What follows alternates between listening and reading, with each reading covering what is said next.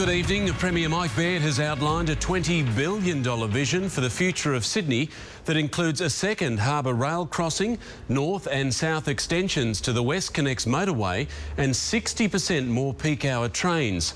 But the money can only be found if voters agreed to sell off nearly half the state's power poles and wires.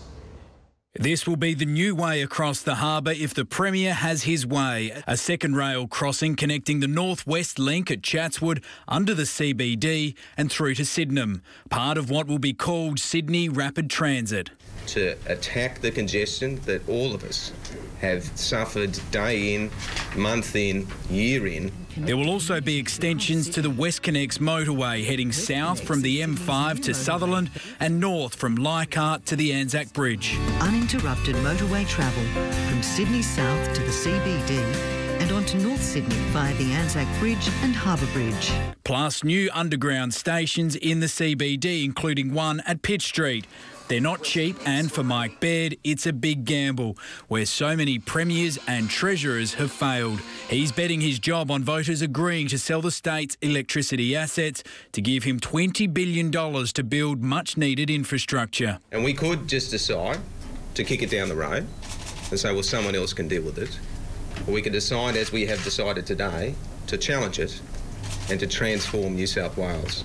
If approved, 49% of the state-owned distribution and transmission companies will be leased for 99 years, not including regional provider Essential Energy. It will come with conditions including spending all proceeds on infrastructure, a 1% discount on network charges in power bills until 2019, and jobs to be treated consistently with previous transactions. We are signing up to policies that's putting downward pressure on electricity prices and at the same time is actually delivering $20 billion of infrastructure. The opposition will now have to argue against delivering these big-ticket projects. It says electricity customers have suffered enough. I know that the community don't support privatisation of electricity because they instinctively know it's going to lead to higher prices.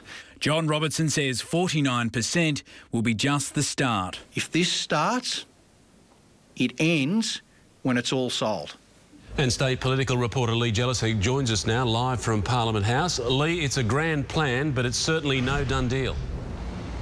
Not at all, Mark. Premier Mike Baird acknowledges this is a risky political plan. He wants a mandate from voters before proceeding. The next step in this process is getting Infrastructure New South Wales to carry out a detailed look at these big projects that have been promised and figure out how much they're going to cost and how they will be rolled out. That should be done by November, giving the Premier around 4 months of campaigning before the March state election. But opposition and the unions are wary of these big pots of gold and have vowed to campaign against this one, Mark. OK, Lee Jelisek at State Parliament, thank you.